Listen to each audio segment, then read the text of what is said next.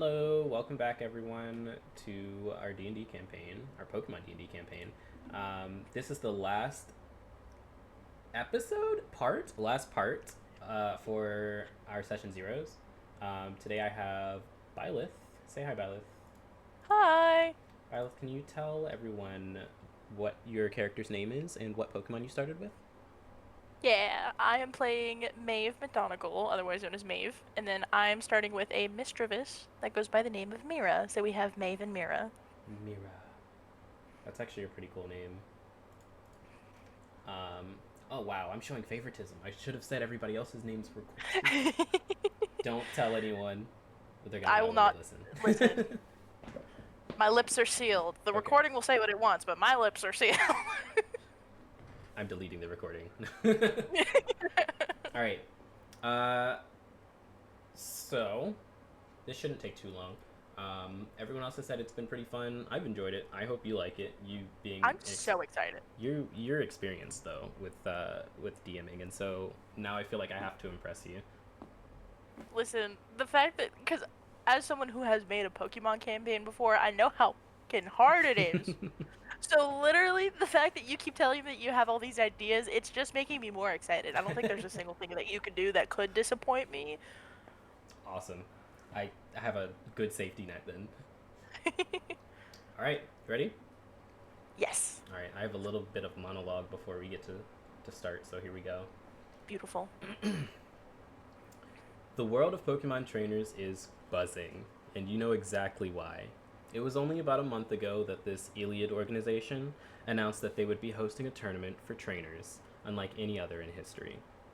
Despite no mention of prizing, other than the possibility of meeting a mythical Pokemon, whatever that means, trainers worldwide are anxious to prove their mettle in this grand tournament. So, here you are. 1 month after the announcement, you've made your way. Well, actually, you were already in Castelia City, where the Unova region tournament qualification exam is being held. The Woo! sun is blazing high in the sky. It is a spring evening.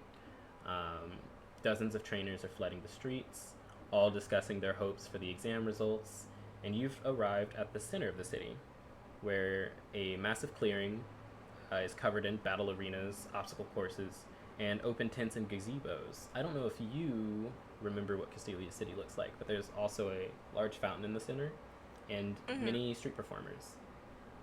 Um, as you look around, you're greeted by a man wearing a white visor hat and brandishing an orange Pokeball with a flame. He walks up to you. Uh, Hello, are you here to take part in the tournament qualification exams? I am actually. I fought to take time off of work for this. Great. My name is Victor, and welcome. Before we get started, could you please show me your trainer ID? And he kind of reaches his hand out. She's got this big giant messenger bag. It's full of so much different shit. So I like to imagine that she just one moment please opens it up furious rummaging for a couple of minutes and she finally finds it. There you go. He takes your ID and he looks down at a tablet he has in his hand and kind of looks over your ID. Starts typing something on the tablet. Takes maybe like 30 seconds and looks back up. Awesome. Now that we have you all signed up, I'll give you an outline of how this works, and he'll hand you back your ID. Are you ready? Absolutely. Alrighty, then follow me. And he begins to walk. And he's talking to you in like this practice tour giver kind of way. You can definitely tell he's rehearsed it and probably given this exact speech multiple times. Today's qualification exam is broken up into 3 tests. The first will be a verbal exam. You'll be asked a series of questions to highlight your strengths and weaknesses when it comes to your knowledge on the basics of Pokemon battling and its related concepts. Next will be the obstacle course. This test will measure you and your Pokemon's ability to overcome challenges physically and or creatively. And finally, the battle exam. We've arranged for a special trainer to proctor this exam and test your skills and potential as a Pokemon trainer. While these are individual exams, we will be calculating your performance as a whole, so don't worry if you don't do too well in one particular area. And he stops walking and turns and looks at you and gives you like this smile. And he reaches his hand out to the side. Well, here we are at your first test, the verbal exam. And he kind of motions toward these white tents. Do you... White tents. How many white tents? You've stopped in front of one particular one. However, there are about 5. Okay. The other 4 seem to have their curtains closed. But this one is open. I'm gonna assume other bitches are testing. Tour guide's name is Victor, he said, right? Yes. Maeve kind of looks at him and goes, "Thank you, Victor." And she saunters her way on into the tent. He gives you like a nod, almost a bow, and he says, "You're going to do amazing, I'm sure. Good luck on your exam. And in case of emergency, we do have Poke Center staff on standby." And Phew. he turns to walk away. Okay.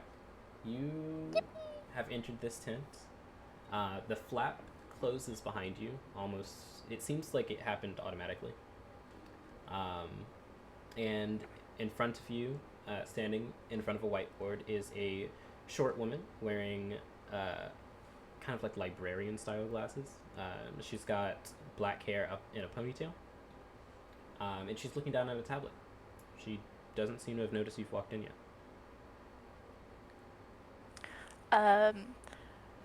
Maeve definitely does this awkward, like, little stand, like, hands crossed in front of her. She looks around for a little bit, and then she realizes that the lady doesn't know she's there, and she goes, excuse me. And she kind of jumps. "Oh, hi. I'm assuming you're here for the test." "Yes, I am." "Awesome. Hello there. I'm Victoria, and I'll be your proctor for the first tests. Could I have your name, please?" Maeve. Maeve McDonnegal. I can't even say my own last name. Jesus fucking Christ. That's okay. Sometimes I know that the nerves can get you. And she looks down at her tablet and starts scrolling for a bit until she finds your name. "Oh, there you are. Okay, well, we can begin immediately. Are you ready?" Absolutely. Okay. She'll motion towards a seat behind you. It's kind of like one of those middle school or high school desks where the seat is like connected to the desk. Amazing.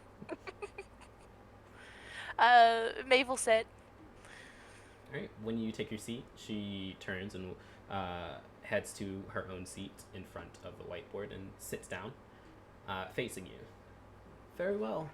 Let's begin." And she gives you like a smile. Question 1. What is the name of the object we trainers use to capture Pokemon? That would be a Pokeball. Very good. And there's multiple types, actually, but we're not here to discuss that. Question 2. Pokemon are unique creatures with a biological attribute we call typings. Not factoring in the Terra phenomenon from the Paldea region, how many types can a Pokemon have at one time? 2 types. Very good. You're very well informed. I try to be. You kind of have to be in my line of work. Oh. And you can see, like, she's got, like, she's interested. You've piqued her interest. She wants to ask you about your line of work. But she kind of, like, looks back down at her tablet. She has a job to do. She clears her throat. Okay. Question 3. Most types are strong against another type, and all types are weak against at least one type. In the case of the typings grass, fire, and water, each of these are weak against one of the other. Could you tell me what those weaknesses are? Water is weak to grass, fire is weak to water, and grass is weak to fire. Very good. All right, we've got one more question, and this one's been a doozy for some. Ready? Mm-hmm. Okay. Name one type that is immune, meaning it's unaffected, to attacks from another type.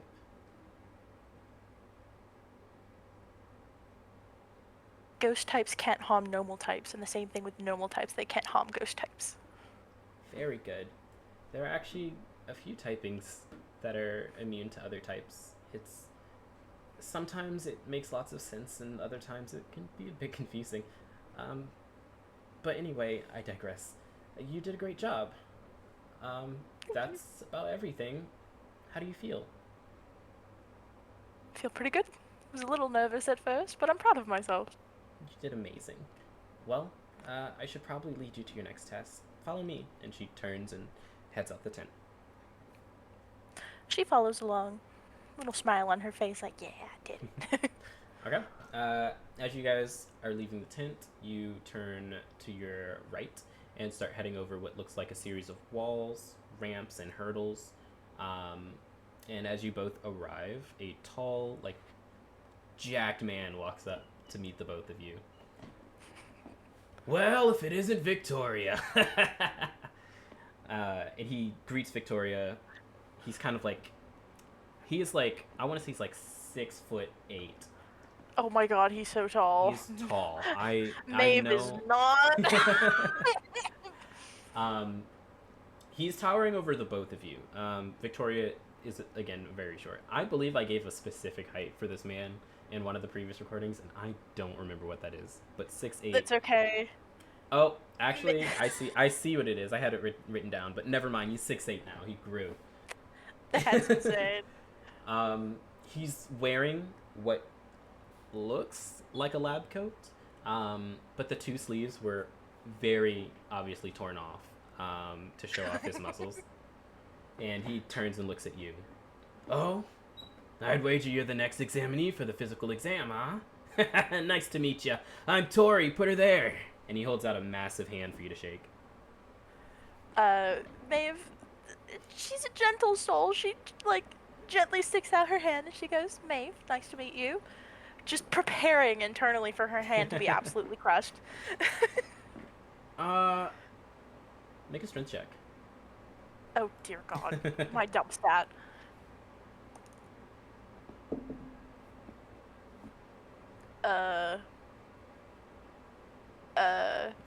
7. Okay. He shakes your hand, and there's a lot less of like strength behind it than you expect. He seems to be very obviously holding back to make sure he doesn't hurt you. Oh, that's really nice. Victoria looks at the two of you and she kind of gives like a nod. Well, I should get back to my station. And she looks at you and says, good luck, and gives you a wave. I wave back. And she heads off. Tori's stopped shaking your hand. This is not Galler. We don't do 10-minute long handshakes here. All right. I'll give you the quick and easy so we can get you right to the action. You ready? Yes, sir. That's what I like to hear. And he turns and starts marching forward. Do you follow? Absolutely. Cool. You guys start heading towards what you could only describe as a military training course. Oh, heavens. And his arms are crossed while he walks. And he starts to give you the rundown. This here is my pride and glory. My obstacle course is built to test the limits and potential of you and your Pokemon's physical capabilities and problem solving skills. You'll send out your partner Pokemon, and the two of you have to start at that flag over there. And he points to a large white banner, also brandishing that orange flaming Pokeball emblem you've seen on everyone's uniforms. Once I sound the alarm, you'll take off as fast as a Rapidash. Your first obstacle will be the balance beams. You and your Pokemon have to make it across together. You nor your Pokemon can move on until you've both crossed. Got it? Yes, sir. Good. Alright, next are the Mankey bars. Again, neither can move on until you get across, but this one's pretty self-explanatory. Careful not to fall, or you'll get muddier than a lounging Quagsire. Alright, you'll dive into the incredibly deep Sharpedo tank next. Unfortunately, the organization wouldn't allow me to put an actual Sharpedo in the tank. But it's a pretty banging name anyway. Anyway, you'll both need to dive into the bottom of the tank and retrieve 2 bracelets from the bottom and return to the top. Next, you'll get to the Mime Jr. wall. 4 Mime Jr. are going to block your path, and you've got to make them chuckle if you want to continue your hustle. And they won't let you through without a laugh. Finally, you will rev room to the finish line and hand off those 2 bracelets you grabbed. And you're all done. Not too bad, yeah? Maeve definitely looks a little more nervous now, but she's like, yeah, it'll be fine, totally. And he gives you this hard pat on the back. It kind of pushes you forward. Good! Now, make your way to the starting line and send out your partner. I like to. Maeve is definitely giving herself a little pep talk on the way back to the line. It's like, well, you know, Mira will probably be fine because she can fly. Mira will be fine, but me? Oh no. But she gets there and she tosses her little Pokeball in the air to send out Mira. Okay. Mira pops out and she does a little swirl in the air and turns and looks at you. Dream. Oh. Maeve goes, "Hi, pretty girl. Are you ready? We have," and she like points to it, "an obstacle course to get through, which I no doubt you'll be a little better than me." And she like looks at the obstacle course. Again turns and looks at you and closes her eyes and gives you like a cute little smile. Dream. Oh, that's my girl. She seems ready for it. Excited, but not like an overly excited. It's like a calm excitement. Yeah, it's like, ooh, something interesting to do. Yeah. All right. You look over to where Tori's standing, and you see that he's now holding a Pokeball in his hand. And he tosses it into the air, and out pops this large purple Pokemon with a massive mouth and 2 big round ears that kind of resemble speakers on his head. Is this a fucking Loudred? Maybe. Oh my god. So Tori begins to count down. Here we go. 3, 2, 1, go! And as he shouts the word go, this large purple Pokemon takes in a massive deep breath, turns his head upward to the sky, and just releases this incredible bellow into the air. Oh yeah. Hi, Loudred. His ears are like rattling. They're very obviously amplifying the sound, and it kind of hurts your ears a little bit, but you've got to take off. You ready? Oh yeah, she takes off running. All right. The first challenge that you both arrive at is the balance beam. It's a single balance beam stretching over, it's just a little gap. There's a little bit of water underneath. It's not deep, but you will get a little splashed if you fall in. Good to know. How do you approach?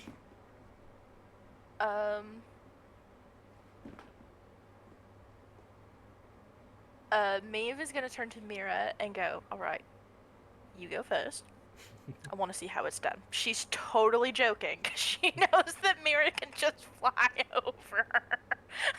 Mira rolls her eyes, and then starts to hover across the balance beam. Can Mira make me a dexterity check? Yes. Come on, girl, you got this. Oh god, if I could keep my die on the table. She gets a 14 plus a 2 for a 16. Okay. She makes it about halfway across the beam, and she does a little spin in the air, and then she comes back down and then gets to the other side, and gives you a little like chuckle. She just wanted to show off a little. Oh, I love her so much. Maeve claps for her. She's like, "Good job, good job." Now it's my turn. She's like, she looks at you and she gives you this like, it's kind of like a cheer. She's like, "Dream." Oh, she's like cheering for me. She knows you can do it. You got this. My sweet baby girl. All right. After seeing the cheer, Maeve is ready. She's like, "I can't disappoint my girl. I gotta go." Okay. Give me a dex check.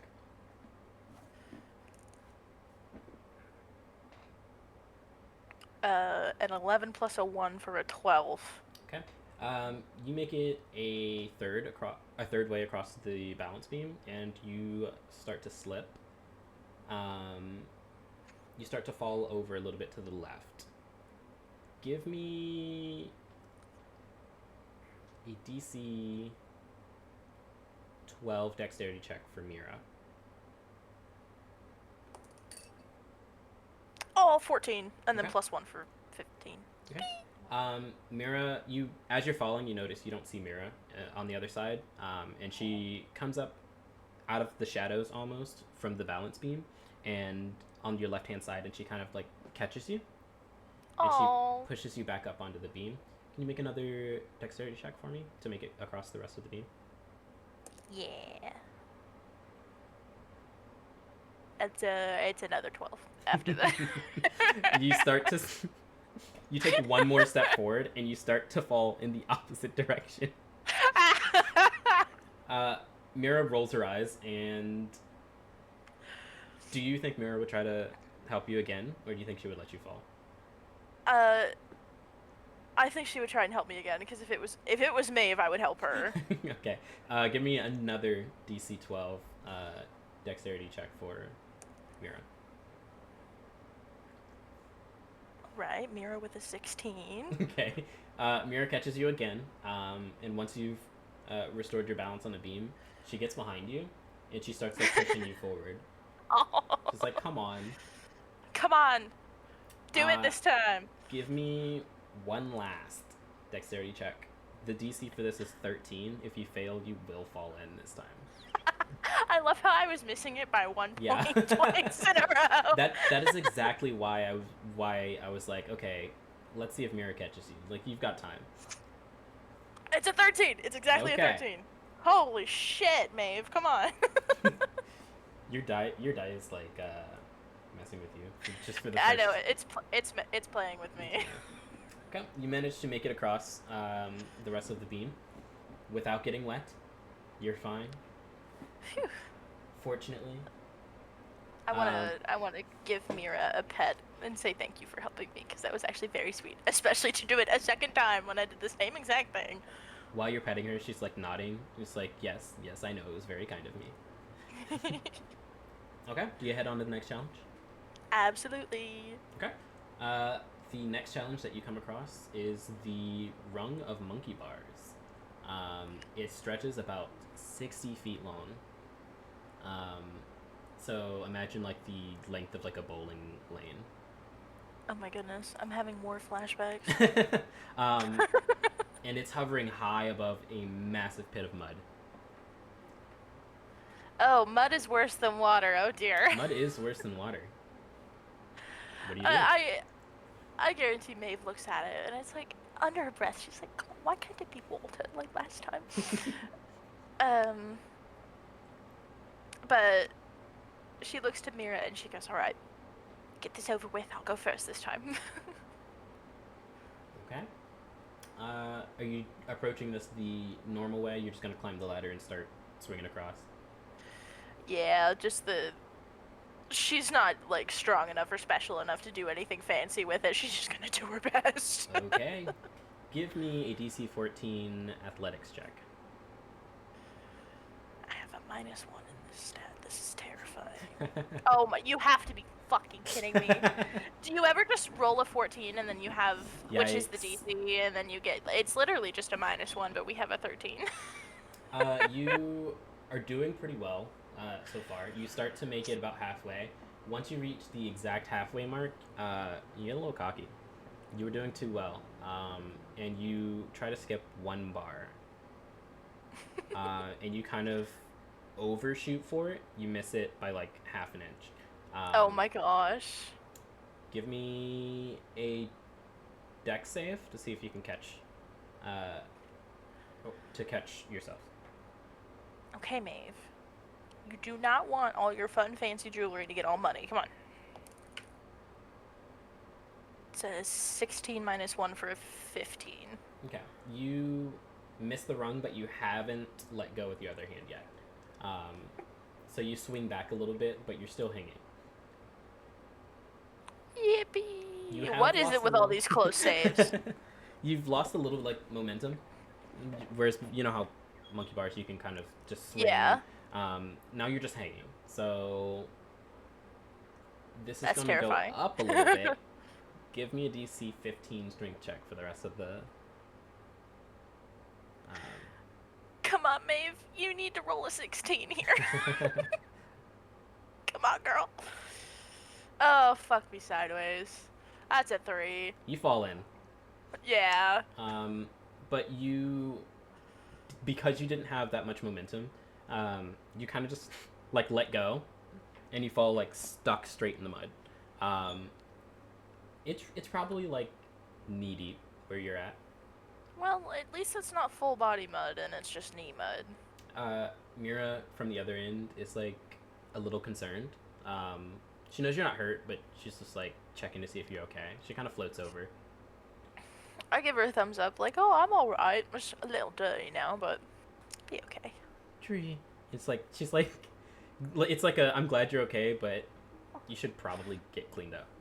Yeah, like now you're stinky mom, come on. Yeah.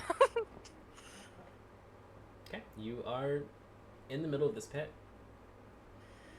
Now I gotta get back out of the pit. Okay. Do I have to try again since I failed it, or do I just move on to the next part? Up to you.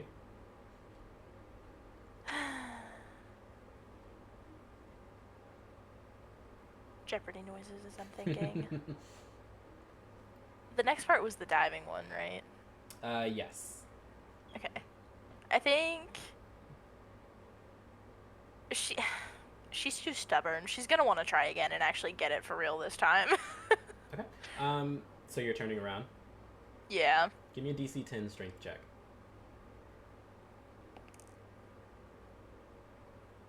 11. Okay. Because you're in the middle of the pit, it's kind of deep there. Mhm. As you're walking back, at the beginning you're struggling. It's hard on your legs, but as you get closer to the beginning, it's easier. You can pretty much deduce that it gets deeper the farther you go. Good to know. Good to know. All right, you're back at the beginning of this of the run for the Makey bars. All right, Mira. I think I need you to show me how it's done again. Mira's gonna. Actually, can you give me a charisma check for Mira? So Mira's rolling it. Yes. Slay. She has a +4. Very charismatic. 15 + 4 for a 19. Wow. Mira is enjoying this test, but in this moment she decides that she's going to kind of clown around. So she's That's my going girl. to she's going to go, but she's going to go under the rungs and mimic the movement of like someone who is swinging despite having no arms. Oh, that's so cute. And then she gets to the other side, does a little circle around the bottom ladder, and then stops and turns and looks at you. I love her so much. That's my girl. Like, Maeve starts clapping again. It's like, see? I just needed the demonstration. Now I've got it this time. She gives you another little cheer. Alright, Dice, you hear that? She cheered for us, so now we can't let her down, alright? That's my girl. Alright, you know the drill. DC 14 athletics check. Oh, it's a 15. Alright. Yeah. You make it across. No problem, honestly. You get to the end, and you look down, and you remember how it was getting deeper as farther you go to the other side, and you don't want to get the rest of your clothes muddy. Absolutely not. So you tighten your grip and you get all the way across. As you get to the end, Mira is going to give you a little cheer and kind of like nuzzle up to you. Oh, that's my girl. I nuzzle back. You've made it to the end of the Makey bars. Do you continue forward? Oh yeah, she's ready to get in the water and get the mud off her pants. Okay. You guys march forward and are met with a 20-foot deep pool in the ground, full of water, and it's about 30 feet across. You can just about make out two small bracelets at the bottom. One is orange, one is white. Slay. What do you do? I'm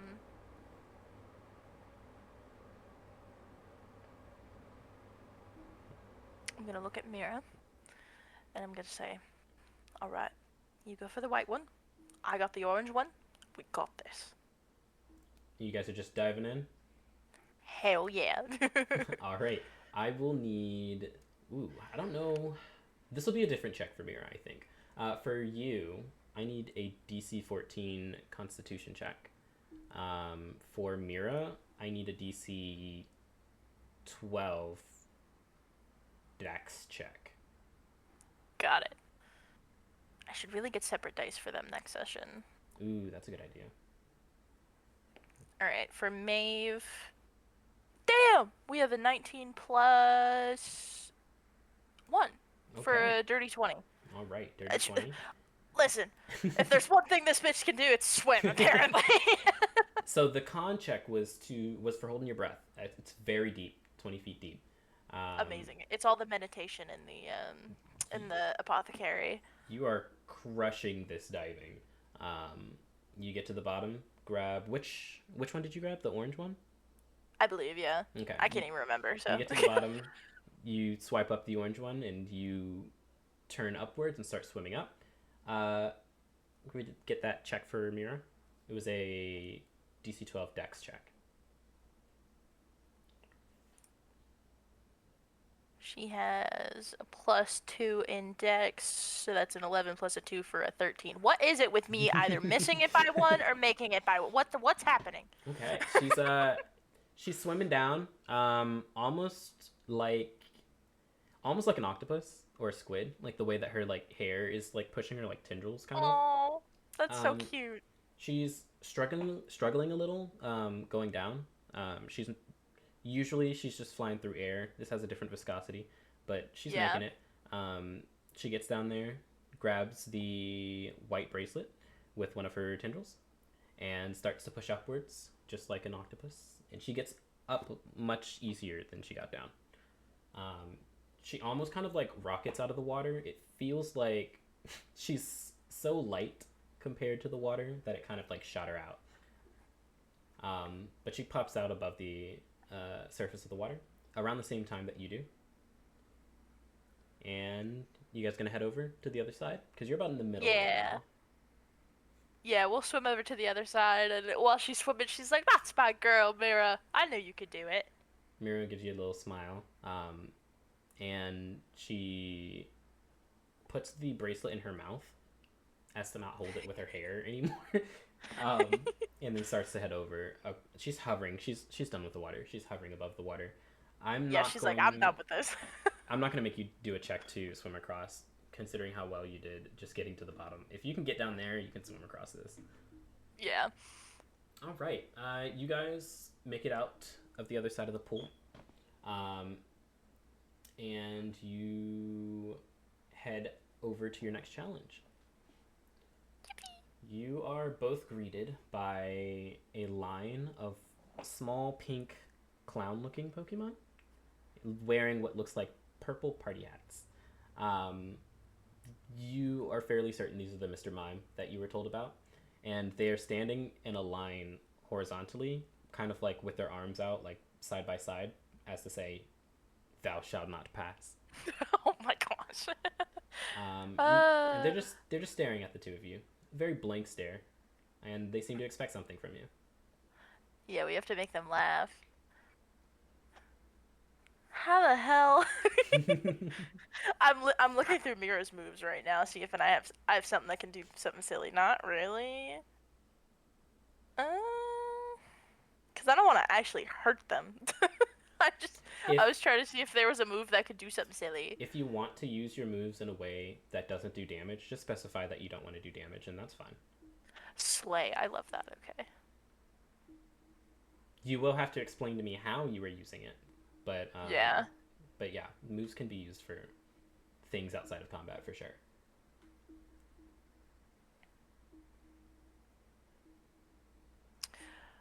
Ooh, okay, I have an idea. So, Maeve likes to talk to herself, and I know Mira is gonna know this already. But she's sitting there like, no, I don't even tell jokes to my customers. Like, what am I supposed to do here? Like, she's kind of getting a little distracted talking to herself. I want I don't want Maeve to take any damage, but I want Mira to come around the back of her and use Astonish and scare the shit out of her. Ooh, okay. Is this is a attack to hit? Yeah. Usually. Okay. Maeve, make a DC 13 Wisdom save.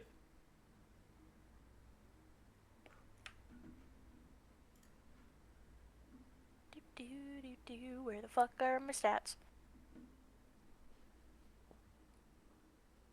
Again with the 12.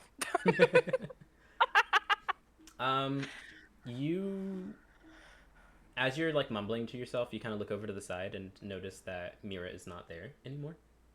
And you turn to look. You're like, where could she have gone? You turn when you finally turn around behind you. She pops up and she gives you a bit of a startle. It's not. I know I understand what you were trying to do.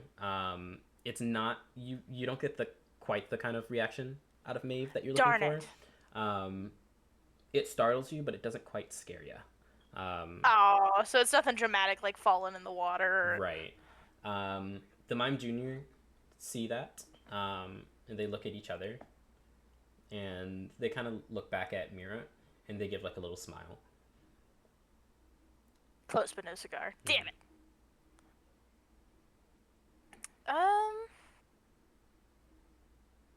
Me trying to impress some little clowns. One of them starts tapping their foot like impatiently. Oh my gosh. He's like, get a move on, bitch.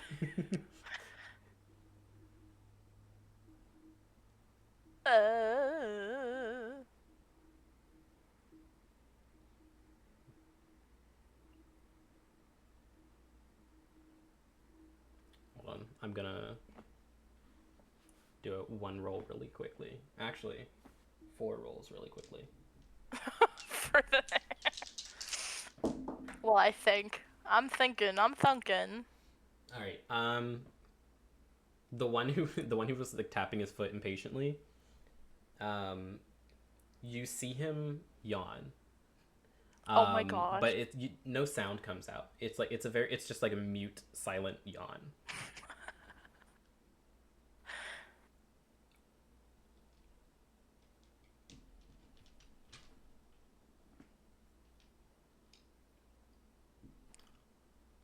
I love these guys. They ended up sassy for no reason. As they should be. I love that for them as well.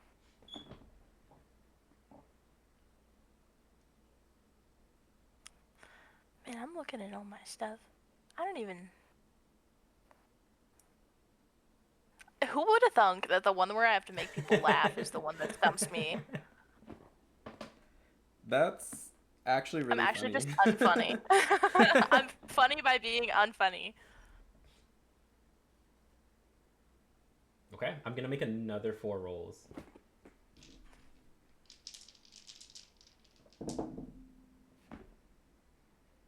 Oh my god. Okay. Two of the Mime Junior are just they seem to be perfectly patient with the situation. You're not the first to take this test. You won't be the last, and they know that sometimes it's going to take a little while. Yeah. One of them, you can tell, starts to become visibly impatient and also starts tapping his foot. The one who was tapping his foot prior and yawned is literally sleeping in front of you. You're not sure if it's a gag or a bit. It's like snoring, like it's making the honk shoe movement with its mouth, but like again no sounds coming out. Could I do a check to see if he's actually sleeping or if he's fucking with me? Sure. Give me an investigation check.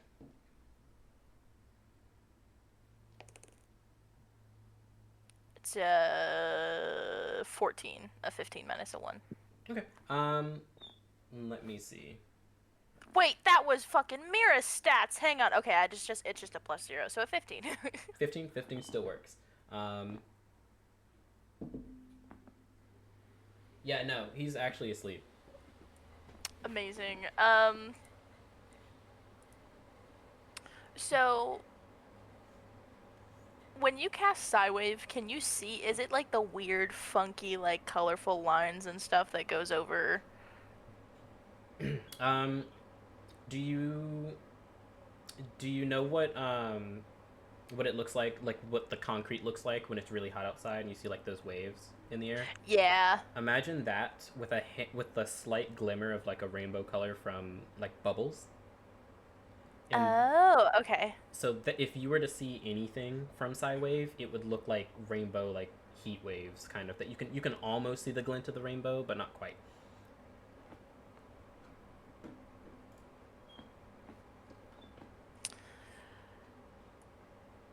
We're gonna try the same fucking tactic again, except we're gonna wake up the Mr. Mime that's sleeping. And so, so I'm gonna get in a little huddle with Mira, and it's like, all right, go try this again, but we're gonna get that guy over there. And then Maeve walks over to the other three, and she puts her finger up to her mouth like shh, and then she points at the sleeping one. And I'm gonna have Mira use growl this time, because that's slightly scarier than an astonish. Okay, so what do I do for growl? I assume that's a saving roll for me. Yeah, they have to make a wisdom save against my move DC. Okay, your move DC is 13, I believe. Yeah. Gotcha. And they might be good at wisdom, so I'm slightly scared. I actually already rolled for that. And they did fail. They rolled a 12. I don't want to hurt him. I just want to scare the absolute bejesus out of him and hope he does something funny and makes the other ones laugh. Yeah. Mira kind of like how does Mira scare my junior? So for this one, it's like, is he sleeping and standing up or just sleeping on the ground? He's sleeping. You can see like his head is like nodded over, and his arms they're still up to his side, but they're kind of drooped a little more than the others. Yeah.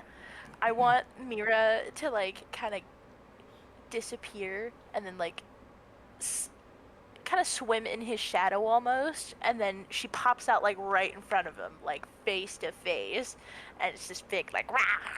Okay. Mira comes up out of the shadow and gives this. It's a scary growl, but playful. Yeah. Kind of like mischievous almost.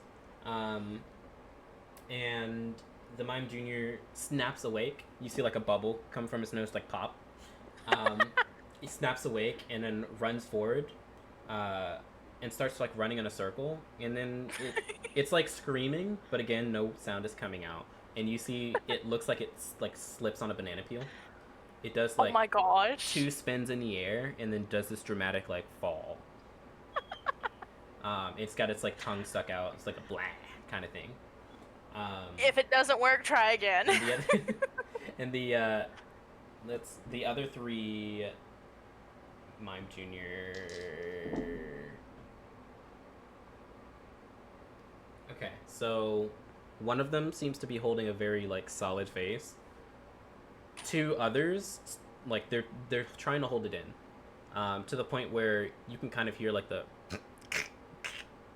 while they're like trying not to laugh. And finally, one of them cracks. It starts laughing.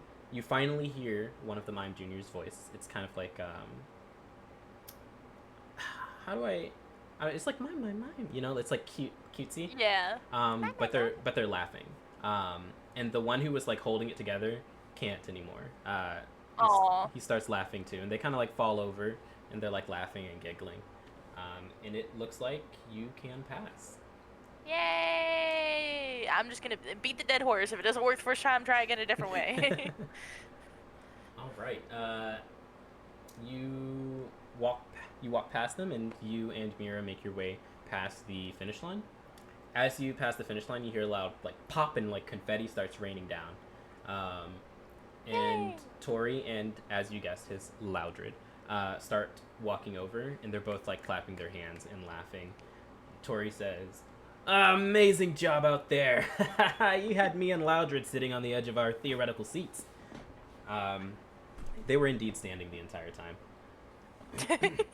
With the obstacle course out of the way, you've got but one more challenge. A Pokemon battle. Unfortunately, I don't get the honor of being that opponent. That privilege goes to them. And he points over towards one of the many battling courts that were set up in the square. And you see the one that he's pointing at. There is a man standing with a like a white crop top and also wearing like a lab coat. And his hair is lavender. He seems to have green eyes. Do you head over? Absolutely. He sounds pretty. Oh, he's very pretty. So you head over, and he looks up, and he sees you heading over, and he acknowledges you, and he greets you too. Why, hello there. My name is James. No. Is it actually? It is. Is yes. it the James I'm thinking? Oh my god. I shall be your proctor for the last part of your test. A Pokemon battle. All you've got to do is battle me with your own style. Show me what you've got, and I'm sure you'll do fine. Are you ready? Maeve doesn't know who the fuck this guy is, but Violet is excited.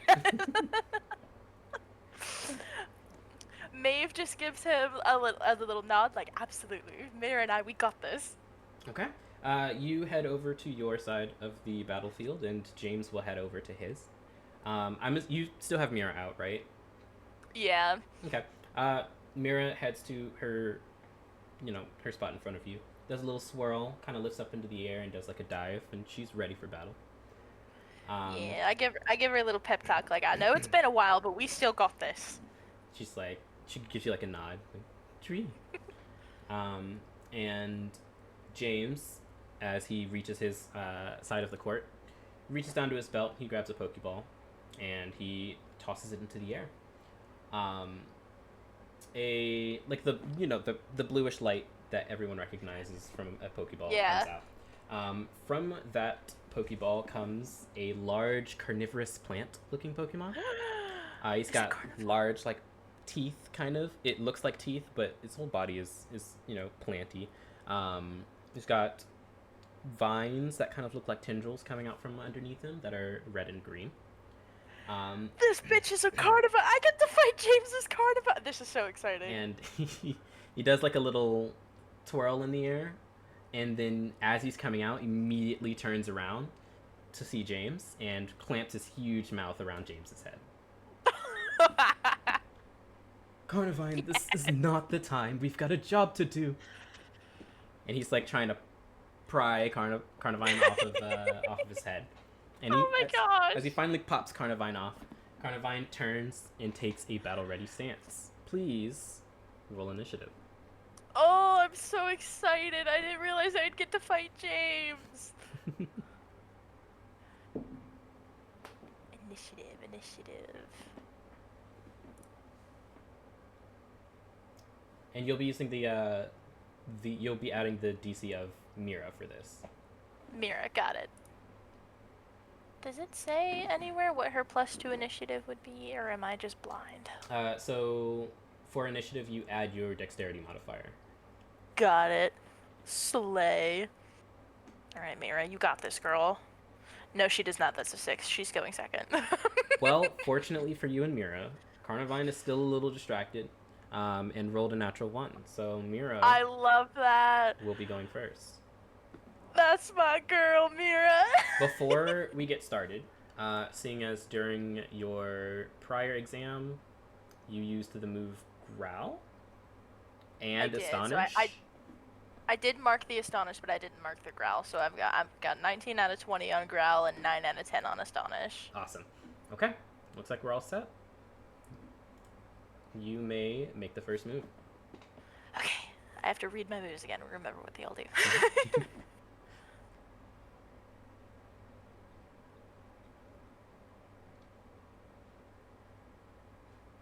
I guess I'll probably start with Growl. Hopefully to give it a -1 to its attack rolls. Okay. This kind of plays out the same way it played with the Mime Junior. She sinks into the shadows, and pops out of Carnavine's shadow and gives this low growl. This one is a little more threatening rather than mischievous. Yeah. So that is a DC 13 Wisdom save, right? Mm-hmm. Okay. Ooh, that is one off. That is a fail. Rolled a 12. Yippee! So that's -1. Yeah, -1 to any attacks it makes for a whole minute. So I think a minute translates to 6 turns. Unless we're not using D&D rules on that one. Yeah, no, it's 6 turns. Okay. Let me tally that. Get fucked, Carnivine. No, I'm kidding. All right. Okay. It is Carnivine's turn. Carnivine kind of like backs up, is a little caught off guard with that like low, devilish growl coming out of this adorable little ghost. And he's gonna back up and kind of try to get some distance between he and Mira, and he's gonna swing his arms as far as he can behind him, and they kind of like stretch like Luffy. Oh my gosh. They stretch far behind him, and he swings his vines forward in an attempt to hit Mira with them. Okay, Elastigirl. Let's see. Yeah, does a dirty 25 hit? Yes, unfortunately it will. All right, let's get a damage roll in here. Where did my... Oh, there it is. That will be... Oof. That is rough. 14 points of damage. Ouch. Grass type damage.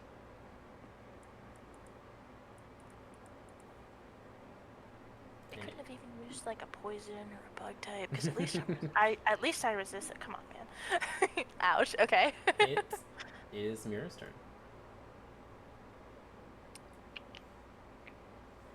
I think Mira's gonna go for the Psy Wave.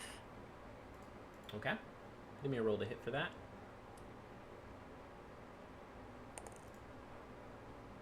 Oh! That is a 19 plus 5 for a dirty 24. Ooh. Get fucked, Carnivine. I can do that too! That does indeed hit. Go ahead and roll your damage. Oh, wait. No. That's not how that works, huh? Yeah, it's confused now. So I'm literally... I keep debuffing it. Ah, I see. I gotta make another wisdom save. Alright. This one's also DC 13? Yeah. That is a 17. Damn it! I'm trying to stack on the debuffs, man. Alright, I am actually just gonna have to hit it next turn. Alright, it is Carnivine's turn. Carnivine kind of coils its tendrils down like in a spiral, almost like in a spring, and it like lowers itself down, closes its eyes, and opens its mouth really wide, and you smell something very sweet coming from its mouth. Oh no. Fucking sweet scent. Come on, leave me alone. Can we have Mira make a DC 14 charisma save? Alright, come on, Mira. You get a +4. It's 17 in total. Okay, then you are good. I like to think that Mira would tease and like stick out her tongue like, bleh, I'm fine. She sticks out her tongue, and Carnivine's pretty upset about it. He like stumps his like vines down like he's stumping his foot. Mira's such a little trickster. I love her. Right. Okay. I will actually hit the guy this time. We're going with Astonish. Okay. Go ahead and roll a hit.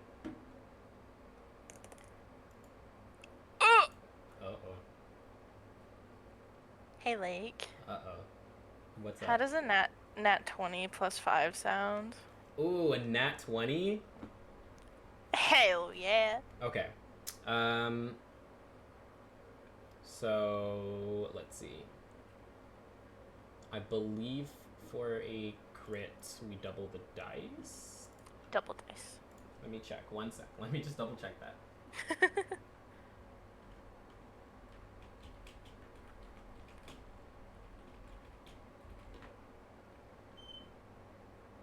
Mm, yeah, you double your die. Um, and then add your damage modifier. And I get stabbed too because it's ghost? Okay.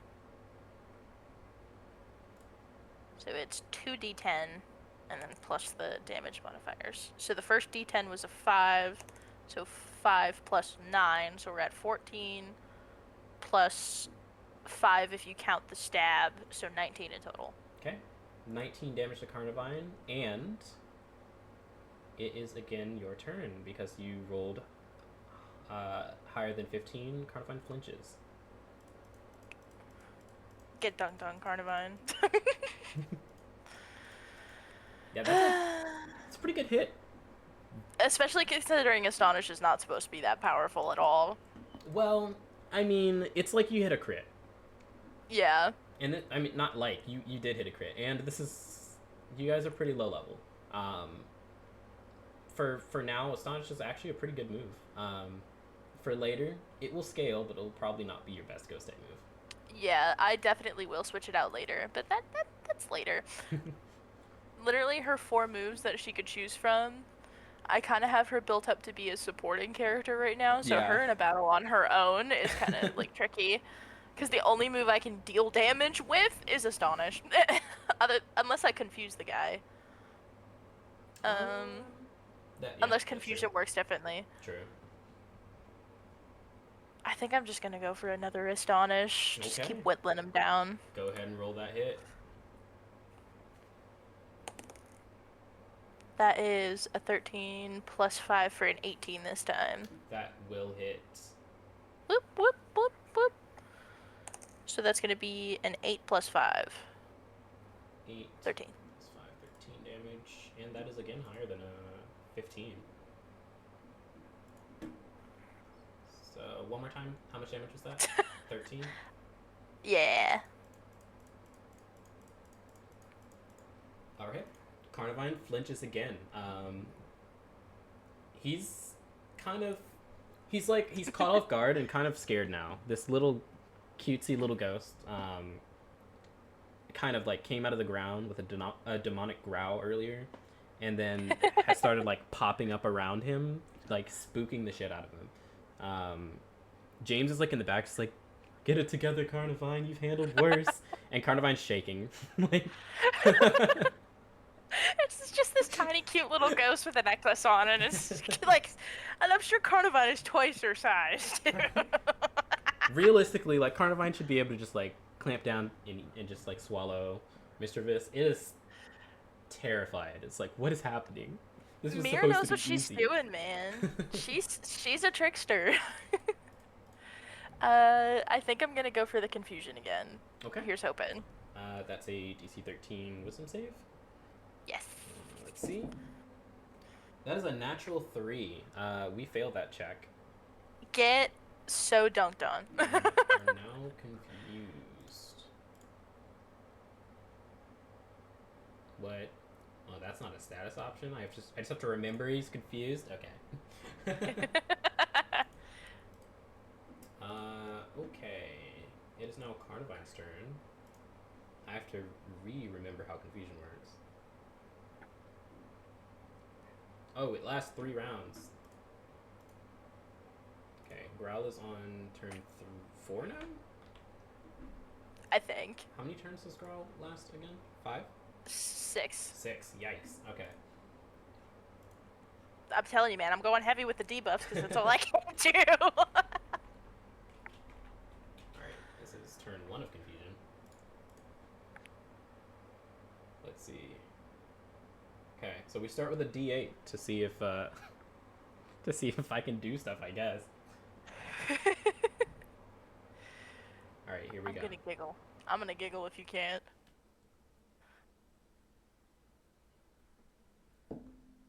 Let's see. It's a 7. On 7, the creature takes the struggle action.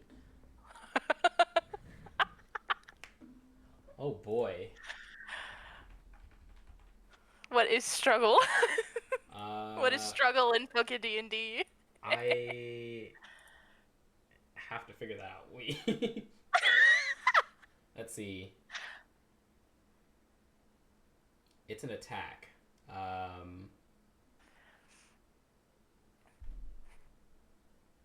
Because I remember struggle is you run out of PP and that's all you can do. But now he just has to struggle because bro's confused. Right. I think if I miss, I take damage.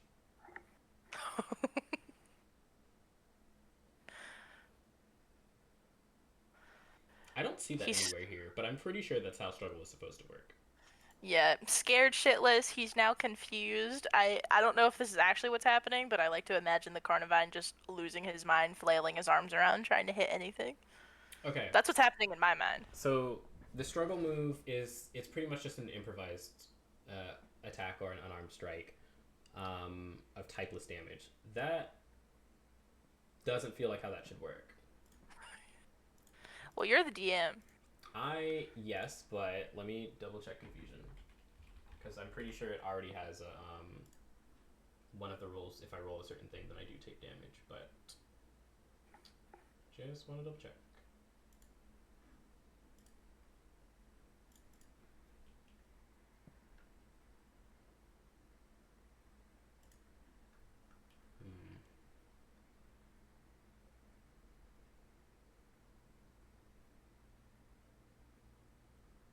Oh, yeah, no, I don't like how that works. I'm going to say the struggle action is just it hits itself, honestly. Because I love that. it's like 1 through 4, the creature chooses its behavior. Okay. On a 5, the creature doesn't move or take an action. Okay. On 6, it takes the struggle action, which is an attack with no downside. So I don't think that's how that should work. Oh, I see. On 6, the creature takes a struggle action against itself and automatically hits. On 7, the creature takes a struggle action against the nearest target, which in a one-on-one fight, I'm gonna be real, the nearest target is itself. So I think 6 and 7 are just pretty much gonna be the same in my eyes for this. And then on 8, it's not confused. So I rolled a 7. We will be rolling for struggle damage then. We got there. We figured it out. This is so fun. Just debuff it to death. Flinch, flinch, confuse. So it's just a melee attack. 2 plus move damage. Move damage for Carnivine is 3. Yeah, so he takes 5 points of damage. Yippee! Alright, that took a while, but it is your turn again. Carnivine. We got there. I will. I feel like I should also lose PP for a move. Carnivine was going to go in for another Vine Whip. So he, again, throws his arms back while confused, and then swings them forward to attempt to hit Mira the Misdreavus. And they go wide, kind of. Each one goes wide and comes back around and just, like, punches him in the mouth. And he, like, flies backwards and lands on his back. I don't know if Mira can chuckle, but if she can, she can. But if she can't, you get the closest thing out of a chuckle from a Misdreavus that you can get. Mira can definitely chuckle. In fact, I can't think of a Pokemon that could chuckle more than, except for maybe like Hoopa. I think Mira definitely is a chuckler. And she's having fun with it. It is once again Mira's turn. No, we gotta go back in with the Astonish. I don't have anything else that can deal damage. Hey, we're gonna hit Carnivine with the Astonish, yeah. Third time. What's that to hit?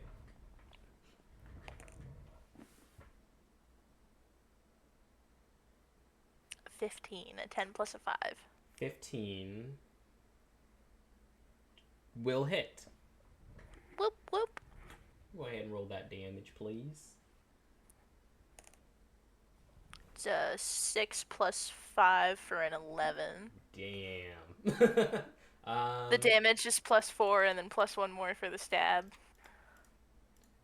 Give me a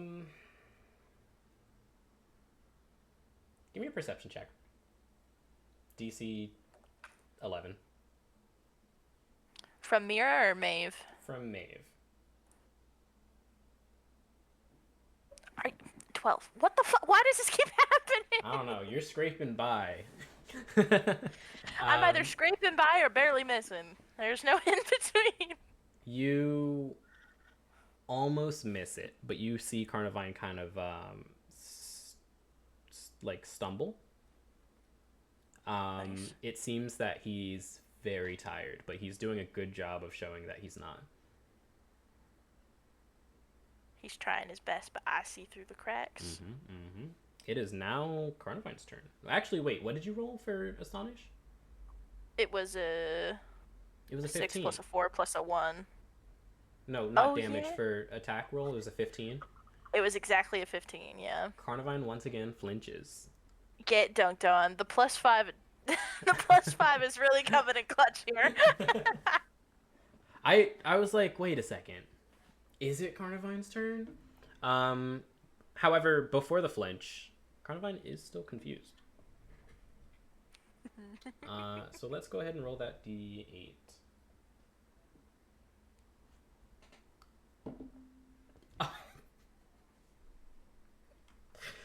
I rolled another 7, so that's another 5 points of damage for Carnivine.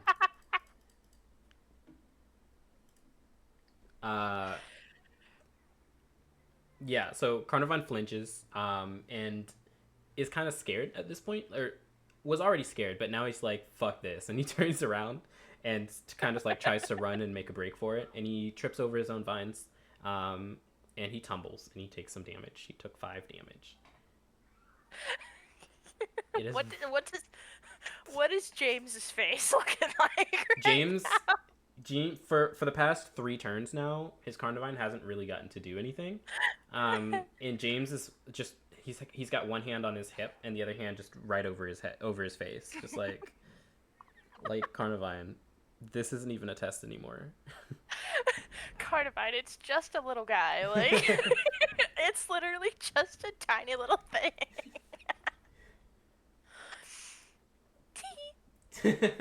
I think you and Mira did the tee-hee. Like, you turned and looked at each other and tee-hee. Yeah, it was a collective giggle between the two of them. They're both having fun. Mira's was probably more of a dree-hee. But point carried across. Okay. I want this to be... I'm having so much fun with this. I want this to be my fighting style forever. Just trickster to the nines. It was then that Maeve decided to be a little shit for the rest of the campaign. I'm gonna be going for other Pokemon with weird gimmicks like this. Oh my god. with Pokemon like with Misdreavus. Like Pokemon with Misdreavus. I cannot speak. With Pokemon like Misdreavus, who needs Hoopa? Right. Exactly. This is what I'm talking about. Alright. Well, I want to win. I only got one move that does damage. I mean, I gotta hit him. I gotta hit him with another Astonish. All right, go ahead and roll the hit. Just popping out of the ground and screaming. This one's a 14. 14 exactly hits Carnivine's AC. Hell yeah. And he won't have to flinch this time. Yeah, you don't need to roll damage. Carnivine will undoubtedly be knocked out no matter what you roll. He has 1 HP. Oh my gosh. So, can you describe to me how this last Astonish looks for Mira? It's another, like, sink into the ground, sink into Carnivine's shadow, and you can hear, like, Mira's, like, maniacal laughter almost, like just growing. She's having so much fun. This is like the most fun Mira's had in a while. And she like, I like to think that she pops out behind the Carnivine, uses one of the tendrils to like poke him on the shoulder, and then she sees how far gone he is, so it's just like a ah. So while she's in the shadows, Carnivine's like he's got his like two leaves like on his head. He's just like, oh my god, where did it go? Oh my god. It's like she's in the Not again. walls, and there's no walls, no walls. She's in my head. She's, where is she? I know she's there. And you tap Carnivine, or Mira taps Carnivine, and Carnivine's like, oh shit, and slowly turns around. James has not removed his hand from his face. He's done. Carnivine turns around, and this little from Mira scares Carnivine so badly that he just passes out and faints. He starts there's like a foam coming from his mouth that's a little like pinkish in color. And he's just knocked out. Stunning. Stunning. Congratulations. You have defeated James and his Carnivine. I scared him. Not to death. I scared him to faint. James holds out his Pokeball and retracts Carnivine. Kind of makes this like sound back into the Pokeball. And James walks over, very visibly disappointed in the performance of his Carnivine, but at the same time proud of you. And he walks over and he holds out his hand to shake yours. He says, "You battled kind of dirty, but it's still, you did a great job." Maeve reaches out her hand to shake, and she goes, "It's dirty, but it's fun." Give me an insight check. DC 13. Oh, I'm not gonna make this. I have a +5, but I also rolled a 5, so that puts us at a 10. Damn it! Okay, you did well. I will say I will give you advantage on this one roll. Don't fuck this up again, Maeve. That's a 10 plus a 5 for a 15. Okay. When you say it's dirty but it's fun, you see James. He almost gives this, almost like maniacal smirk. It almost comes out, doesn't quite. He manages to hold it back, and it seems like he's remembering something from his past. Oh, the good old days. And as you're shaking his hand, he says, "It sure is," and that is where we will call it. I did it! I kicked James's ass. You did, and he was my favorite. James's ass. He was my favorite out of Jesse and James too. So it's like, wait a minute. That was why I said he sounds pretty, because I was thinking of James. And that's why I said he is pretty, because he was James. Oh my gosh! I'm glad that you enjoyed fighting James. You, I think, are the only person who caught on to who he was. Bro, it's Team Rocket. Yeah, I know, but I do believe the others haven't watched that much Pokemon. So, Penelope may have caught it and just didn't say anything. I know she's aware of who Jesse and James are, but at the same time, he didn't get his Carnivine until like Hoenn, right? That's a Yeah, Hoenn book, I watched a lot of Pokemon as a kid though. Like Yeah. I saw most of those seasons. So like, she knows he had a victory belt. She doesn't. I don't think she knows he had a Carnivine. I don't believe she knows that. And as for everybody else, they don't have an excuse. I don't know. That's my boy right there. That's James. So glad to see he's turned his life around. I wanted you guys. I wanted you guys to fight someone that would be somewhat nostalgic. At some point. It was fantastic. It made me so happy. So I think I've. This is a first time being explained for everybody else. And I say everybody else as in like the audience. But this does take place like in the future. In Pokemon. Heck yeah. It's like 25 years into the future, after the events of like Black and White 2. So my my little story for James is at this point he's no longer a part of Team Rocket. I won't say what Jesse is up to in Meowth. But yeah, James is no longer part of Team Rocket. Also, Team Rocket was kind of dismantled anyway a while ago. But he's turned his life around, yes, and he is currently working as a proctor for the Iliad organization. I'm so happy. That was my favorite.